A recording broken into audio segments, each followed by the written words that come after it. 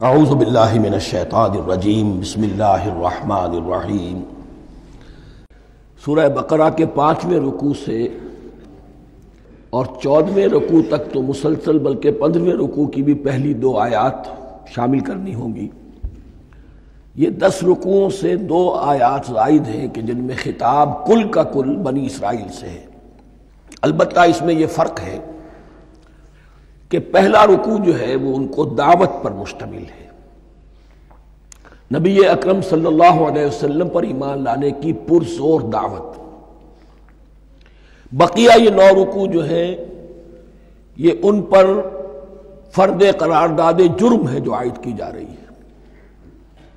ہم نے تمہارے ساتھ یہ احسان و اکرام کیا، تم پر یہ فضل کیا، یہ کرم کیا، تمہیں یہ حیثیت دی، تمہیں یہ مقام دیا، تم نے اس طور سے اپنے اس مشن کی خلاف ورزی کی، اپنے مقام اور مرتبے کو چھوڑ کر اور دنیا پرستی اختیار کی۔ یہ جو 9 رکوع ہیں ان میں بنی اسرائیل کی تاریخ کا تو یوں سمجھیے کہ ایک بہت بڑا حصہ اور نمایاں اس کے فیچرز آئیں گے، لیکن یہ سمجھ لیجئے کہ اصل میں یہ امت مسلمہ کو بھی ایک پیشگی تنبیہ ہے کہ کوئی مسلمان امت جب بگڑتی ہے تو یہ چیزیں اس میں آ جاتی ہیں۔ چنانچہ احادیث موجود ہیں حضور کی، لَيَأْتِيَنَّ عَلَىٰ أُمَّتِي مَا أَتَىٰ عَلَىٰ بَنِي إِسْرَائِيلَ حَزْوَ النَّعْلِ بِالنَّعْلِ، میری امت پر بھی وہ سب حالات وارد ہوں گے جو بنی اسرائیل پر آئے، بالکل ایسے جیسے ایک جوتی دوسری جوتی سے مشابہ ہوتی ہے۔ ایک اور حدیث میں فرمایا لَتَتَّبِعُنَّ سُنَنَ مَن قَبْلِكُمْ، تم لازماً اپنے سے پہلوں کی پیروی کرو گے۔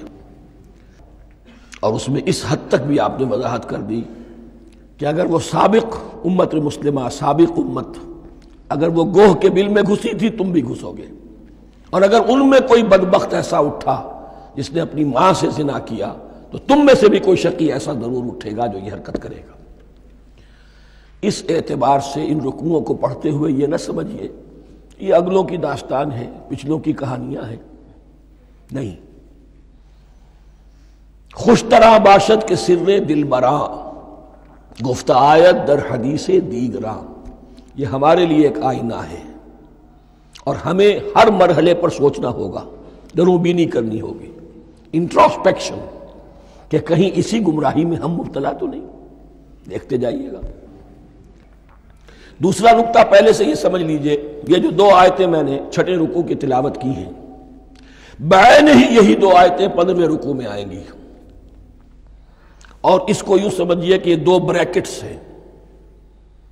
9 رکوعوں کا مضمون ان 2 بریکٹس کے درمیان ہے۔ یہ 2 آیتیں یہاں سے بریکٹ شروع ہو رہی ہیں، وہ 2 آیتیں ان پر بریکٹ ختم ہو رہی ہیں، بعین ہی وہی آیات۔ ایک آیت میں تو شوشے کا بھی فرق نہیں، دوسری آیت میں صرف ترتیب بدلی ہے، مضمون وہی ہے۔ اس کے مابین جو کچھ ہے، اس سے باہر یہ جو 5واں رکوع تھا اس کے مضامین گویا کہ ضرب کھا رہے ہیں بریکٹ کے اندر کے سارے مضامین سے۔ یہ حساب کا بہت ہی عام فہم سا قاعدہ ہے، بریکٹ کے باہر کوئی رقم لکھی ہوئی ہے جس کے بعد کوئی زبر، کوئی جمع یا تفریق اگر نہیں ہے تو وہ ضرب کھائے گی، بریکٹ کے اندر جتنی بھی ویلیوز ہیں ان کے ساتھ ضرب کھائے گی۔ تو گویا کہ ہر قدم پر حضور پر دعوت، ایمان لانے کی دعوت اس پورے معاملے میں موجود ہے، اس لیے کہ اس میں بعض آیتیں ایسی آ گئی ہیں، ایک زیادہ نمایاں ایک کم نمایاں، جن سے کچھ لوگوں کو بغالتا ہوا یا کچھ لوگوں نے فتنہ پیدا کیا جان بوجھ کر۔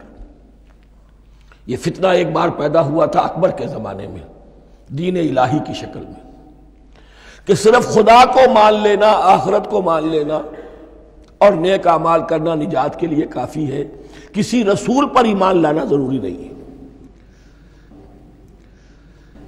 یہ صوفیہ میں بھی یہ فتنہ بہت بڑے پیمانے پر آیا۔ مسجد مندر ہکڑو نور، مسجد میں اور مندر میں ایک ہی نور ہے، سب مذاہب ایک ہی ہے، سارا فرق جو ہے شریعتوں کا ہے، عبادت کے ظاہری شکل کا ہے، وہ ہے رسولوں سے متعلق۔ رسولوں کو بیچ میں سے نکال دیجئے تو یہ دین الہی رہ جائے گا، اللہ کا دین۔ اتنا بڑا فتنہ تھا کہ جب ہندوستان میں سیاسی اعتبار سے، حکومت کے اعتبار سے مسلمانوں کا اقتدار چوٹی پر تھا، کلائمیکس پر، اکبر اعظم۔ اس وقت یہ دین الہی کا فتنہ اٹھا کہ دین محمدی کا اب دور ختم ہو گیا، وہ 1000 سال کے لیے تھا، 1000 سال پورے ہو گئے، اب الف ثانی ہے، دوسرا 1000 سال ہے، اس کے لیے نیا دین ہے، اسے دین اکبری بھی کہا گیا اور دین الہی بھی کہا گیا۔ اور اس میں ایک آیت آئے گی جس سے استدلال کیا ہے کچھ لوگوں نے۔ اس صدی میں پھر یہ فتنہ اٹھا تھا گاندھی کے فلسفے کے ذریعے سے، اور ایک بہت بڑا نابغہ انسان مسلمانوں میں سے، بہت بڑا نابغہ، جینیس، ابو الکلام آزاد، وہ بھی اس فتنے کا شکار ہو گیا۔ متحدہ قومیت، چنانچہ گاندھی اپنی پرارتھنا میں کچھ قرآن کی تلاوت بھی کراتا تھا، کچھ گیتا بھی پڑھواتا تھا، کچھ اپنشدوں سے، کچھ بائبل سے، کچھ گرو گرنتھ سے، معلوم ہو یہ سب ٹھیک ہے، سب ایک ہے، سب لوگوں کو ایک ہونا چاہیے، ایک قوم ہونا چاہیے، مذہب تو انفرادی معاملہ ہے، کوئی مسجد میں چلا جائے، کوئی مندر میں چلا جائے، گردوارے میں چلا جائے، کوئی چرچ میں چلا جائے، کوئی سینیگاگ میں چلا جائے، کیا فرق واقع ہوتا ہے؟ اس کا توڑ یہی ہے کہ سمجھ لیجئے یہ جو 7 آیتیں ہیں 5ویں رکوع کی، یہ ہے بریکٹ کے باہر، اور یہ ضرب کھا رہی ہے مسلسل۔ اس بریکٹوں کے درمیان جتنی بھی مضمون آ رہا ہے وہ سب ان کے تابع ہوگا۔ گویا کہ جہاں تک حضور پر ایمان لانے کا معاملہ ہے وہ انڈرسٹوڈ سمجھا جائے گا، مقدر سمجھا جائے گا ہر مرحلے پر ان 2 بریکٹوں کے مابین۔ اب چلیے بسم اللہ۔ یا بنی اسرائیل اذکروا نعمتی التی انعمت علیکم وانی فضلتکم علی العالمین۔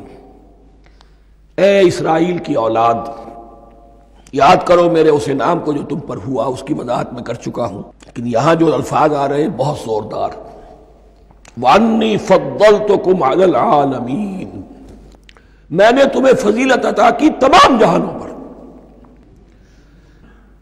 یہاں ایک قاعدہ نوٹ کر لیجئے، عربی نحو کا قاعدہ یہ ہے کہ کہیں ظرف جس میں کوئی شے ہے، ظرف کی جمع لے لیتے ہیں، مراد ہوتا ہے مظروف، ظرف کے اندر جو شے ہے اس کی جمع۔ تمام جہانوں پر فضیلت، کیا فرشتوں پر بھی فضیلت؟ نہیں، جہان والوں پر، تمام اقوام عالم پر تمہیں فضیلت عطا کی، یہ مطلب ہے اس کا۔ تمام عالموں پر، تمام جہانوں پر، یعنی تمام جہان والوں پر، اس انسان عالم انسانیت کے اندر جتنے بھی مختلف گروہ ہیں، نسلیں ہیں، طبقات ہیں، ان میں فضیلت۔ وَاتَّقُوا يَوْمًا لَا تَجْزِي نَفْسٌ عَن نَفْسٍ شَيْئًا، میں عرض کر چکا ہوں، اب تیسری مرتبہ پھر عرض کر رہا ہوں، اصل شے آخرت، محاسبہ آخرت، یہ مستحضر ہوگا تو انسان سیدھا رہے گا۔ اس میں کمزوری آ جائے، ضعف آ جائے تو باقی ایمان باللہ، ایمان بالرسالت، یہ نہ معلوم کیا کیا شکلیں اختیار کر لیں۔ دیکھیے اس آیت کے اندر 4 اعتبارات سے محاسبہ آخرت کا زور ہے۔ وَاتَّقُوا يَوْمًا، ڈرو اس دن سے، لا تجزی نفس عن نفس شیئا، جس دن کوئی جان کسی دوسرے کے کام نہ آ سکے گی، ولا يقبل منها شفاعہ، اور نہ کسی سے کوئی سفارش یا شفاعت قبول کی جائے گی، کیٹیگوریکل ڈینائل، ولا يؤخذ منها عدل، نہ کسی سے فدیہ قبول کیا جائے گا، ولا هم ينصرون، اور نہ انہیں کوئی مدد مل سکے گی۔ ہم نے طرح طرح کے عقیدے، شفاعت باطلہ کا تصور، اہل عرب سمجھتے تھے ہمیں یہ فرشتے جو ہے خدا کی بیٹیاں ہیں، یہ لات اور منات اور عزا ہم نے ان کے بت بنا رکھے ہیں، پوچھتے ہیں یہ اپنے ابا جان سے اللہ کی بیٹیاں ہیں نا، لاڈلی بیٹیاں، چھڑا لیں گے ہمارے ہاں بھی تصور ہے اولیاء اللہ چھڑا لیں گے۔ یا شفاعت باطلہ، خود حضور کی شفاعت کے بارے میں جو غلط تصورات ہیں، ایک شفاعت حقہ ہے، اس کی وضاحت کا یہ موقع نہیں ہے، وہ آیت الکرسی پہ جب ہم پہنچیں گے انشاءاللہ تعالیٰ اسی سورہ مبارکہ میں تو اس کی وضاحت بھی ہوگی۔ یہ سارے جو ہم نے جو گھڑ رکھے ہیں خیالات، ان کی نفی اس آیت کے حوالے سے کی۔ وَاتَّقُوا يَوْمًا لَا تَجْزِي نَفْسٌ عَن نَفْسٍ شَيْئًا، کوئی انسان دوسرے انسان کے کام نہیں آ سکتا، وَلَا يُقْبَلُ مِنْهَا شَفَاعَةٌ، کسی جان کی طرف سے کوئی سفارش قبول نہیں ہوگی، ولا یؤخذ منها عدل، نہ کوئی فدیہ قبول کیا جائے گا، ولا هم ینصرون، نہ انہیں کوئی مدد مل سکے گی۔ صدق اللہ العظیم۔